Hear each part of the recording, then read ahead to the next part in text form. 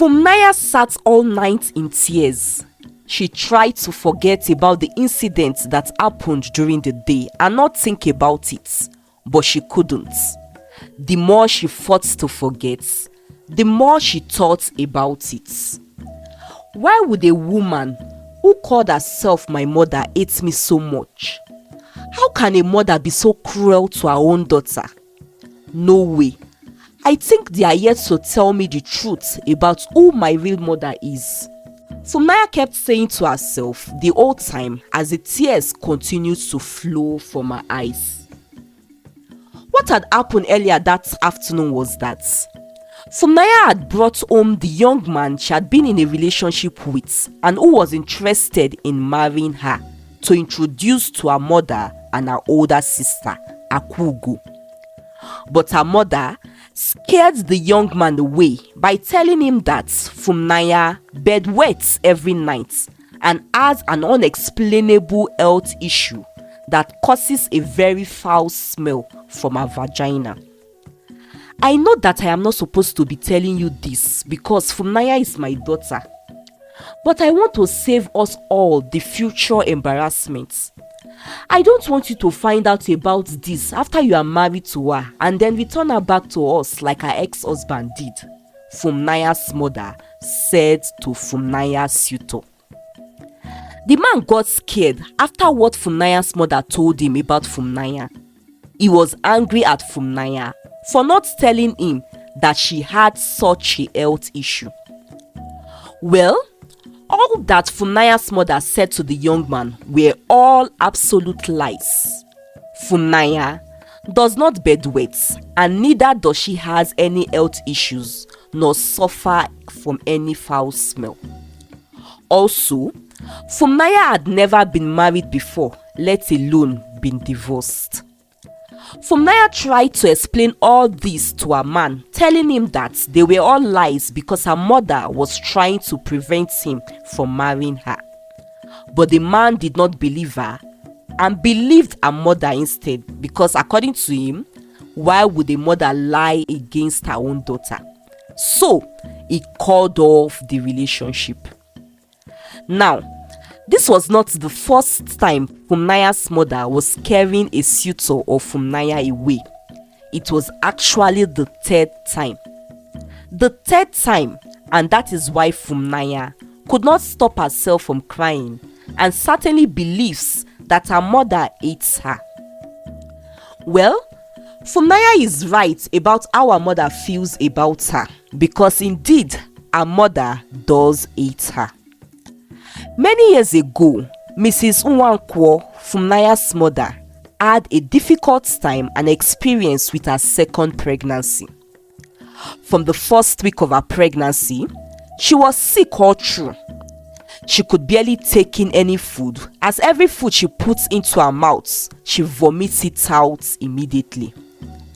She spent 80% of the time of her pregnancy in the hospital because of this, and had to feed through NG tube at some point, what is known as nasogastric tube.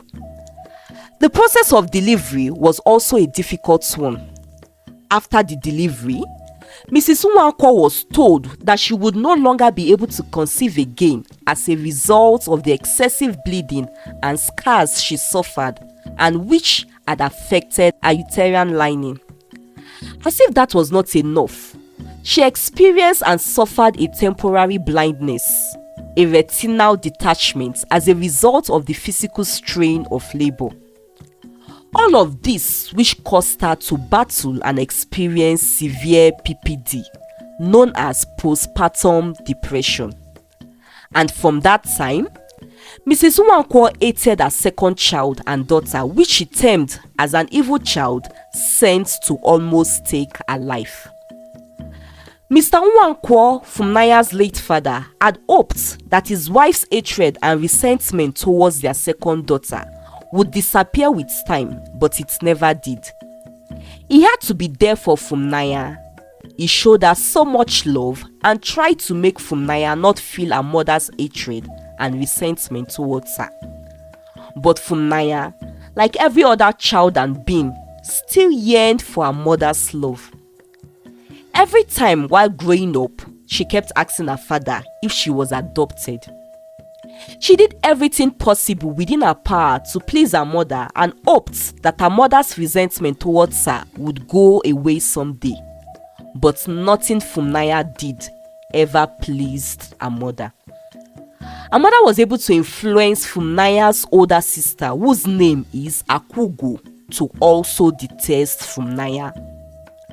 Well, not that Akugo really detests Funmiya, but she enjoyed the privilege of being the child who is loved and pampered by their mother, and she uses that opportunity to taunt Funmiya. Funmiya's father died when Funmiya was 17 after having battled stage 2 diabetes for some time, and this made living with her mother and her sister more difficult for Funmiya. Mrs. Nwankwo had sworn to make her second daughter's life difficult because of how she made her own difficult also. Hence, the reason she told those lies to Funmiya's suitors to scare them away. Meanwhile, Mrs. Nwankwo turned a blind eye to Akugo's misbehaviors. This is because she directed all the love in her towards Akugo alone. After crying all through that night, Funmiya decided to move on with her life and vowed to herself that whenever she falls in love again, it will be with a man who got balls, someone who would not get scared by her mother's lies and who would choose to marry her still, because that is the only way she would defeat her mother. Exactly a year later, Funmiya met and fell deeply in love with a young man whose name is Ike. Now, before taking Ike to introduce to her mother, Funmiya already told Ike that her mother would try to scare him away and discourage him from going ahead with his plans to marry her. She told him how her mother had lied to her past suitors that she bedwets and that she emanates a foul smell from her vagina. Ike found it hard to believe that a mother would dislike her own child to the extent of wanting to tell such lies about her. He felt pity for Funmiya and made a promise to her that he would not fall for her mother's lies, especially now that he knew what to expect when he visits. But Ike did not keep to his promise. My son, like every other mothers, I should be very happy and glad that a man wants to marry my daughter. But unfortunately, I am not. Because I am not without a conscience, and that is why I am going to tell you the truth. During the time I was pregnant with her, and even when I gave birth to her, the oracle from her father's village appeared to us and revealed that she is their next priestess. And the oracle strikes with instant madness whoever dares to marry its priestess. So, you can see that there is no way you can marry her except you want to be struck with madness, Mrs. Nwankwo told Ike. Funmiya protested that it was not true, but Ike took it seriously and believed Funmiya's mother. For fear of his life and having sworn to himself before now that he was never going to have anything to do with black magic and deities, Ike called off the relationship with Funmiya, and without thinking of the promise he had made to her earlier. Once again, what Mrs. Nwankwo said to Ike about Funmiya being chosen to be a priestess were absolutely all lies. Mrs. Nwankwo, being a witty and smart woman, had a premonition that Funmiya may tell the next man she will be bringing home a lie and tactic. It is expected that after the last three, Funmiya should be wise and prepare her men and inform them about it. So, she decided to change her words and go about it in a different way. And as we have now seen, she succeeded once again at ruining Funmiya's chance of getting married. After Ike left and cut off all ties and communication with Funmiya, she found out that she was pregnant with his child 2 months later. When Funmiya had told Ike about her mother's lies and plot to prevent her from getting married, Funaya decided to go the extra mile to prove herself to Ike. So, she spent 3 nights with him so he would see for himself that she does not bedwet. She also broke her virginity by having sexual intercourse with Ike because she wants him to also see that no foul smell emanates from her vagina. To Funaya, she did it so he would have no doubts about it by the time her mother would say it to him. If only she knew how cunning and witty smart her mother is, and that she was going to change her words and method, and if only she knew that Ike was a coward. Now, the Nwankos were just a middle-class family, and when Mr. Nwanko died, it became a little difficult for Mrs. Nwanko to raise her daughters alone, and this made her insist that only a rich man would marry Akugo, her first daughter. She encouraged Akugo to go out with only rich men. Akugo met a young man called Tony while they were both in the university. Tony was a con man who deceived many girls with his good looks and fake identity. He claimed to be the only son of a very wealthy man, but it was a lie. His father was just a mere gatekeeper to the man whose son he was claiming to be. Tony's father's boss had only decided to show kindness to Tony and sponsored his education to the university. Akugo was one of the girls who fell for Tony's lies and dated him. She found out the truth about him many months later and walked out of the relationship, but then it was too late for her because she became pregnant. Akugo confides in her mother, and so she did not hide her pregnancy from her mother. And it was then that her mother encouraged her to abort the pregnancy. This act of Akugo cost her her womb, as her womb was damaged in the process. All of this happened 4 years ago. Now, Akugo is married to a wealthy billionaire, but 2 years into their marriage, she is unable to conceive as a result of her damaged womb. Well, using her husband's money and status, Akugo had been able to bribe the doctors she and her husband visited to help her lie to her husband that she was as okay as he is and there was nothing medically wrong with her. But deep down within her, she lived in fear and prays every day that her husband does not find out about her lie. Now, it was during this period that Funaya got pregnant for Ike. Unlike her mother and Akugo, Funaya could not go through an abortion even when the idea crossed her mind. Funaya tried to hide the pregnancy from her mother, but she could not for long, as her mother, who had already suspected so even before Funaya herself found out about it, got the confirmation when she accidentally found the pregnancy test strip Funaya had used in her room. Funaya was surprised when her mother did not get angry with her for the first time, especially because being pregnant out of wedlock was such a trivial issue.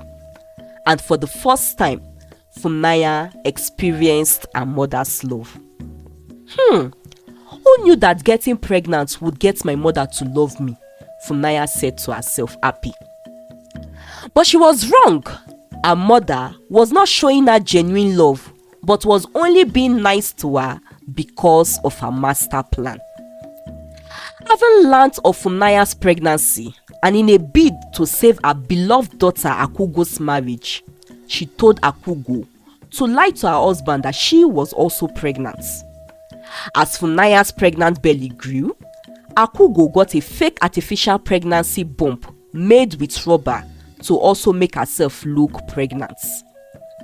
Funaya became happy not only because of the love her mother was now showing to her, but because she believes that Akugo was also pregnant after not being able to conceive for 2 years. Funaya does not know about Akugo's past and that she could no longer conceive. Months later, Funaya had a baby, but right at the hospital, with a prior well-laid plan made by her mother and a corrupt doctor she had bribed, they declared to Funaya that her baby was dead and kept the baby away from her in a private special nursery for 3 days. The baby was given to Akugo later and was announced to Akugo's husband that Akugo delivered a healthy baby boy. But this was not the truth, saying that Akugo was never pregnant and it is Funmila's baby. Funmila was happy for her sister Akugo but gets sad whenever she remembers that she lost her own baby. Her mother's hatred and disdain for her returned since she was no longer pregnant and because they had achieved their plan.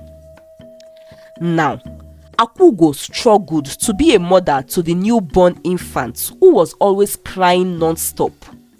She tried everything her mother had taught her to do and the ones she even browsed from the internet to keep the baby calm and stop him from crying. But the baby went on and on. Even the nanny she employed to help her with the baby found it difficult to make the baby stop. It was as though the baby knew that Akugo was not his real mother and knew that his mother was very much alive somewhere and he yearned for her. Her billionaire husband urged her to breastfeed the baby with breast milk, but because she was never pregnant and could not express any breast milk, she kept on lying that she was not lactating yet and continued to give the baby baby milk formula. One day, Akugo visited her mother with the baby. She looked exhausted and worn out as a result of the constant cries of the baby, which made her stay up most of the time. The baby began to cry again and even Mrs. Nwankwo could not get the baby to stop crying. That was when Funmila offered to carry the baby. Mrs. Nwankwo objected at first because she didn't want Funmila to get close to the baby. But Akugo pleaded with her mother to allow Funmila carry the baby because she was exhausted and needed every help she could get. And immediately Funmila carried the baby stopped crying. And for the first time, he smiled when Funmila smiled at him. The baby was calm all through in Funmila's arms and even fell asleep and slept calmly till evening when Akugo took him back home with her. And right in the car, as Akugo took him back, the baby returned to crying the way he used to. The same thing happened the following week, and the week after that, Akugo would visit her mother with the baby and the baby would stop crying and smile whenever Funmila carries him, but would return to crying non-stop again after they left. This was when Akugo decided that Funmila should help her and come take care of the baby in her house. She spoke to her mother about it and her mother kicked against the idea. Her mother told her that she had a bad feeling about it and that their secrets may just get exposed. She believed that her baby died now. She saw that I was even pregnant and that I had my own baby 3 days later after she had her own. We played our game so well, so there is no way she would find out the truth or suspect that the baby is biologically hers, Akugo said to her mother, assuring her that nothing would go wrong. And so, Funmila moved to Akugo's house to help her babysit the baby. Meanwhile, Akugo's husband had grown suspicious of his wife when she would not breastfeed the baby, and as she's yet to lactate even after 1 month after delivering their baby. He had secretly wanted to do a DNA test, but then he decided to do away with the thoughts in his head because there are situations where a new mother may not be able to lactate if they have issues of hormonal imbalance, thyroid disorder, and other related medical conditions. But now, seeing how the baby's incessant cries stopped after Funmila moved in, and how we only found comfort around Funmila, the thoughts and the suspicions came again. Then one day, while secretly watching Funmila and the baby in the nursery, he saw that Funmila's breasts let down breast milk as she carried the baby closer to her chest, and the baby brought his mouth close to her breast to show he wanted breast milk. Now, Funaya had also noticed that whenever her supposed nephew cries, her breast lets down breast milk. But she never gave it any importance because from what her mother had told her and from what she had learnt, it was normal and expected because she had also recently had a baby. As a matter of fact, her mother and Akugo had instructed her to always put on a bra, and she does so. But that evening, she was not wearing a bra, and Akugo's husband had seen how her clothes around her breast region became really wet with breast milk as the baby attempted to suckle from it. Akugo's husband could no longer deal with the thoughts that constantly plagued his mind, so to put his mind at rest and erase every suspicion, he secretly took sample strands of the baby's hair, his wife's hair, Funaya's hair from her comb, and his own to secretly carry out a DNA test. The result of the test revealed that his suspicions were right and that Funaya was the biological mother of the baby. He was filled with so much anger and confronted Akugo about it.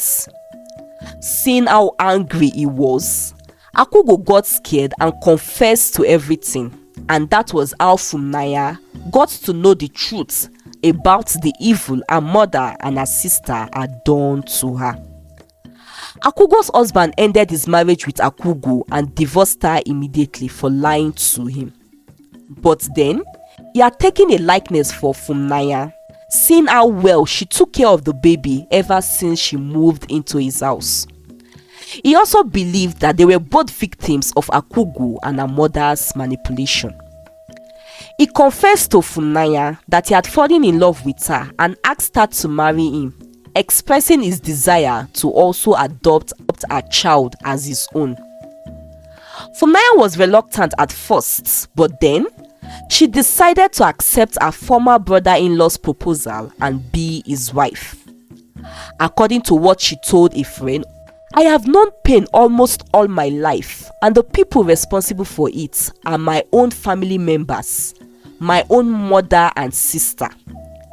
This might just be my only opportunity to experience happiness and bliss. So, I will marry him," she told the friend. And so, Funaya married her former brother-in-law in a court wedding in a law court. Now, this story is a real-life story with just a little addition at the beginning for the purpose of entertainment. At the time this story first happened, many people think that it was wrong and not okay for Funaya to marry her former brother-in-law, irrespective of the pain she had suffered. A few others think otherwise. I would like to know what you, my fans and viewers, think. I would also like a discussion on possible ways and how to help mothers who suffer long-term postpartum disorder, as this was the genesis of the hatred and resentment of Funaya's mother. I will be at the comment section to hear your views and opinions on these issues. Anyways, I hope you enjoyed the story.